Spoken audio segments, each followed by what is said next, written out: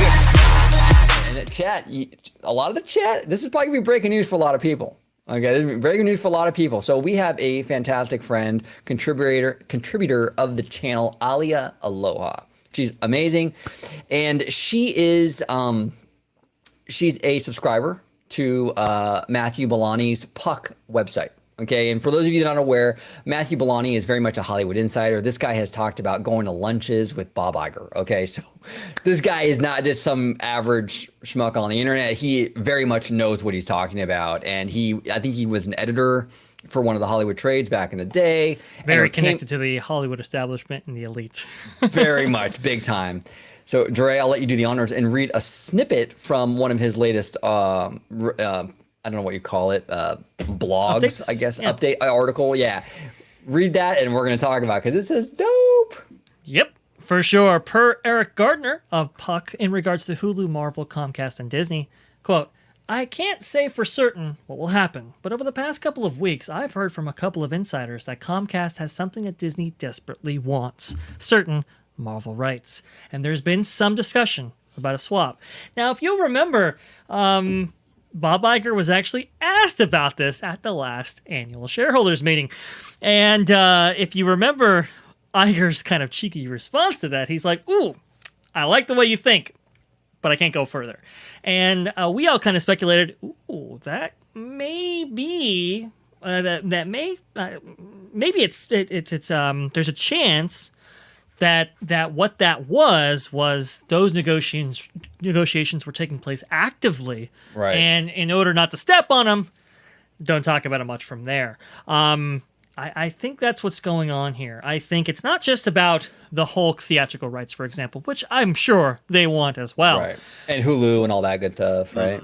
Well, Trade-off. it would be a trade for Hulu's remaining shares, right? With Disney, right? So you're talking about maybe $20 billion in assets given over to Comcast in exchange for, I'm sure, cash, Right. but also in this case, the rights to Marvel attractions and theme park content east of the Mississippi. This is the big deal.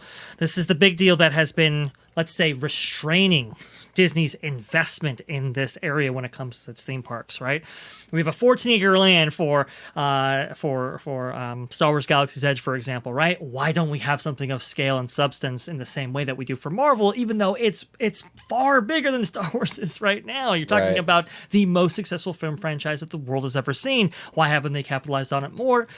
The biggest reason is because they can't capitalize on it or leverage it appropriately at their crown jewel, which is Walt Disney World. And when you don't have that kind of ROI to kind of go back on, it makes investment it's a dubious proposition at best, which is why even the Avengers e-ticket that DCA was going to get, which, by the way, folks, might be back on the table because of this development, but that's an interesting story. And it might have went off the table because of this, because of the unknown, right? Exactly, right? That's why they were trying to build it at Hong Kong Disneyland as well. Well, now when Disney looks at investments into that area of the world, it's like, it's with some skepticism, let's say, right? So back at home, it's like, do we necessarily want to pour this amount of resources, money, and so forth in a one-off if we can't duplicate it on the other side of the United States? And Disney is always notorious for that. If they're going to pour money into one, they'll save a whole lot of money up front to making multiple. Your ROI is completely different when you can actually build two of them rather than one. And Vampire Chickadee here says, I'm sorry, but Universal's perpetual contract with Marvel is way, way more valuable. Now, Vampire, is it though? Because if you think about it, Universal's hands are completely tied with that land. They're never going to be able to build another attraction there. Disney will never sign off on that. All they can technically do is keep the land as is and refresh it with new paint, keep it updated, looking clean, whatever. They can't add anything. So why would Universal, who, to be honest, and we're going to get into Super Mario Brothers in a little bit, but why would Universal, who is stepping up their studio game tremendously, and incorporating more of their own IP with Illumination, with DreamWorks, all that good stuff, why would they want a land dedicated to a Disney IP that they can't do anything with it? And let's be honest, Islands of Adventure, the superhero island part of IOA. Unless you're talking about the Amazing Adventures of Spider-Man, everything else is basically regular based amusement park rides that are just themed around Marvel. The Hulk coaster is just a green roller coaster that could be rethemed to anything else. Right. Doctor Doom's Fearfall is a drop ride that could be rethemed. The Stormforce Acceleratron is a spinner ride, sort of like a whip type attraction that could be easily rethemed. Other than the Amazing Adventures of Spider-Man, which could even that could be rethemed. Changed. I mean, exactly. Technically, Transformers is a version of that. Exactly. So, I mean, other than that, because the Amazing Adventures of Spider-Man is so heavily themed, even to the queue, which is great. But as I said, in time, it becomes outdated because we also have to think too that Universal's Marvel is based off of the comic books and the cartoons. Right. So how relevant is that going to be moving forward when you now have Disney's more popular version of Marvel? And it's so easy for Universal to transfigure that land into something that could even benefit them more in the future than just holding on to the Marvel rights just to not give it to Disney. It doesn't make sense. It's the thing too that land is stuck in a time period that's actually predating Sony and Fox's, Spider-Man trilogy, right? That kind of revolutionized the comic book game as we know today, several generations ago, right? So it's stuck in the 90s version of those comic book characters and so forth. And it will always be there. Now, to your point, Vampire Chickadee, there is value in keeping the Marvel brand, for one, for royalties off merchandise and so forth, but two, keeping it away from Disney, right? There is value in that for sure. Right. But let's think about this for a second. Is it really worth up to $20 billion? I don't think so. I mean, at most, you're talking about 6, 8, at most. At most, yeah. And I think for Comcast to get into the streaming game, they would be a number one player really overnight if they were to get those Hulu rights. That is far more valuable to them and their long-term implications than just holding on to some Marvel rights away from Disney.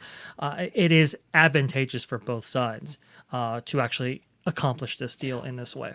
Well, yeah, and you offload Hulu from Disney's perspective, right? You offload Hulu, so you make the money from the sale.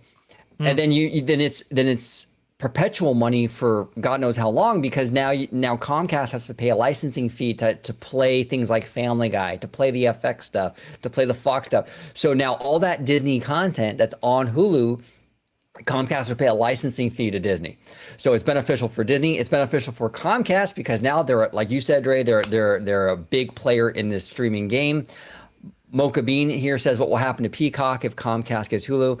Does anyone even watch Peacock? They could close that tomorrow and they probably wouldn't even know. Hulu is so much bigger. I think that they wouldn't even. Maybe, do you think there would be maybe a cross, like a bundle almost? Yeah, or like a cross integration with that? I mean, I could see that, but I don't know. Peacock is kind of separating itself out as kind of this, let's say, ad-only value brand. So yeah. I would guess it would stick around, at least for the moment, until Comcast actually gets its bearings on what the ARPU situation will look like with Hulu under their full control and so forth, right? But the advantage to this, for Disney even, is that you can still benefit by the royalties off the milk from the cow, but you don't have to own the farm, right? And maintain the taxes and all that. You can think of it similarly with Hulu. Right now, it's the ARPU is great, the average revenue per user, but still, it's not enough to buy you their DTC situation as of right now, right? But if they offload that and then collect royalties and so forth from that content being on there, licensing back from Comcast, that puts them in a much more advantageous position overnight. Marty, go ahead. Oh, I was just say, here's the thing too, is like even Disney Plus, and I know this is like kind of like blasphemous to even say this, but Disney could even technically sell like a Disney Plus to like an Apple, right?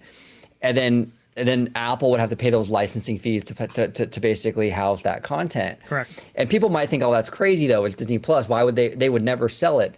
Not so fast. Disney sold the Disney stores like a decade or so ago to a retail company called Children's Place. So Children's Place technically owned the Disney stores, and they just paid Disney a licensing fee to sell stuff with their characters on it.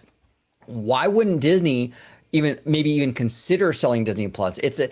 Look, let the tech company run the streaming service. They know what they're doing, and it's expensive to maintain those. It would be very beneficial for Disney financially to sell off even Disney Plus and just have it licensed out. So and let's be honest, Disney Plus right now is what's kind of keeping Disney, kind of like gridlocked in like this financial situation, because it's For sure.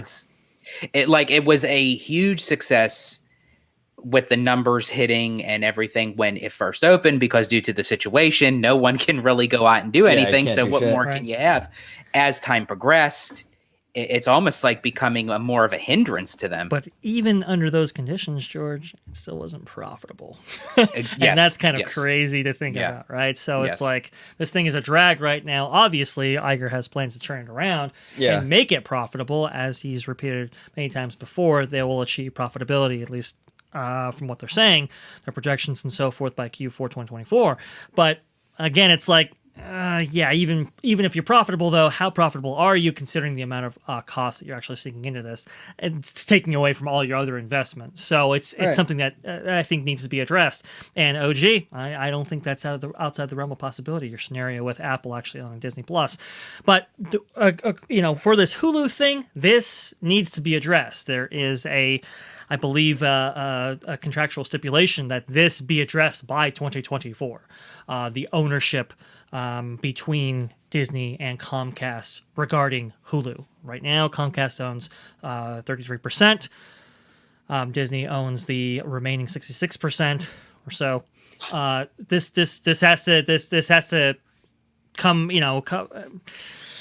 This has to be resolved by next year, and I think it would be great if Disney comes out ahead with these specific rights. I think that'd be wonderful, and maybe even turn their DTC division around by offloading some of their assets while still collecting licensing and royalties.